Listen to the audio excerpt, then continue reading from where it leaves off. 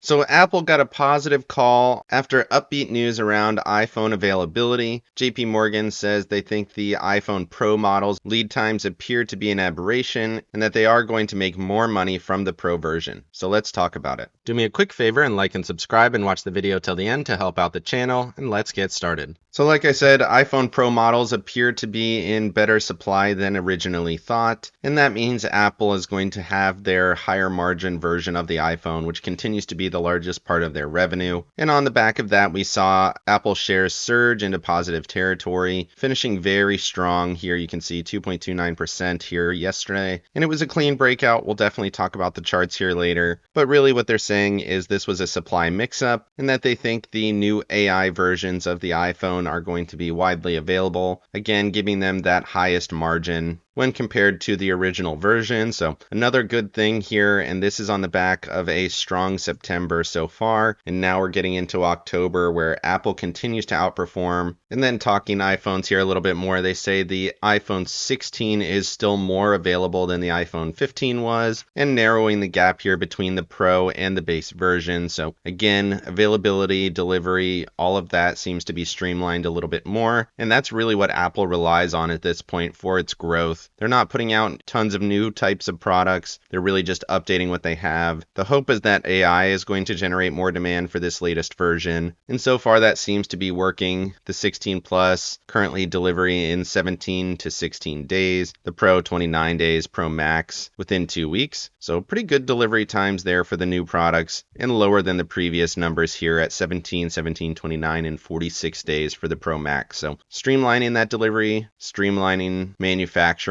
and so far Apple stock has had a great year. Moving over to the charts here, starting with the weekly, you can see we did get above this trend line here, which is at 229.28, and my level there, 230.28. On a closing basis, we were at 233 yesterday, which I do like, but you can see we're down a little bit pre-market. Overall, this structure, though, we're at the trend, looking for that clean break back to these all-time highs at 237.23. Momentum for the week, bullish. RSI for the week, above the SMA, so everything looks good there. And then looking at this daily chart, you can see that big up candle yesterday, gap up and go, push to these highs back from Friday the 20th, and then going back to Thursday the 29th from August. So looking at those key levels, we touched those yesterday, want to see those hold. We're still above this trend line here, even with the push down pre-market, and you can see that push here. Big rally yesterday, closed on the high, falling a little bit, still holding some of these structures in here. Really, I'm watching that 230.28 level on the 4-hour, want to see that hold, as well as this trend line here, and it looks pretty good with the push up, higher low setup, held these highs here, and now we're looking for that continuation up to that 237.23 level. I still like it, even with that big push down here on the 6 o'clock candle. It's a little bit concerning. We took out some of these shorter term levels, but that 55 is hanging out in there, 229.20. Again, could just be a push up, higher low setup, get that continuation, looking for the break of that 230.28 level. And then looking at the Tasty charts here on the weekly, everything still looks good. We're at that 8 EMA last week, held that level, got the push up so far this week. That volume weighted MACD is fading a little bit, but I still like it. The next ATR band is up there at 238.90, which is pretty much in line with that all-time high. If we can hold that level, then your next upper level would be 250. I don't really think we're going to get there in the short term, but it's certainly possible. This is a clean push here, still bullish conditions on the weekly. We're getting a continuation up on the ATR stops. And then looking at the daily chart, you can see we're back into bullish conditions with that close yesterday. ATR trailing stop is 218.88. Maybe we see a little bit of a pullback to that, but really it's not showing that yet. 230 is the current price with the pre-market, and you can see the 8 EMA there on the daily is 227.70, so we're still in bullish conditions. You can see push up, retest that structure, continuation, and then the upper ATR band on the daily is that 238.17. So again, critical zone, multiple charts showing that same price action as important. And then looking at it on the 4-hour, you can see that push hit the upper ATR band. Makes sense why we're seeing at least a little bit of a pullback. Want to see it hold this structure here and then push back to that upper ATR, which is at 234.59, and that'll continue to trend up as we get new candles. So I think this structure is still intact, even with the pre-market pullback we're seeing this morning. Might just be a little bit of a shakeout. Let me know down in the comment section what you think of Apple. Is this a buying opportunity? Is it going to push back to those all-time highs, or is this a fake out and a last gasp? Definitely like and subscribe if you got any value out of this video, and make sure you hit the bell so you don't miss out on any future episodes. Of course, none of this is financial advice. This is all for entertainment purposes. Good luck in your trading and have a great day.